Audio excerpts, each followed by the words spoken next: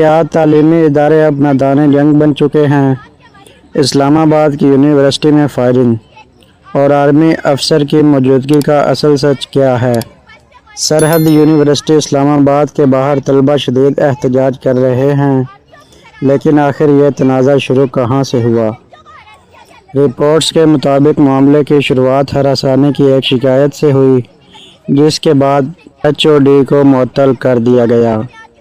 اس فیصلے کے خلاف طلبہ نے جب احتجاج شروع کیا تو اسٹوڈنٹ افیئرز کی ہیڈ ڈاکٹر آئینہ ان سے بات کرنے کے لیے آئیں۔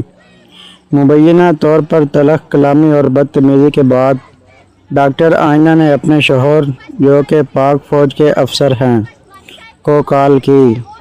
افسر کے موقع پر پہنچنے پر معاملہ مزید بگڑ گیا اور تلخ کلامی، لاٹھی چارج اور ہوائی فائرنگ تک جا پہنچا۔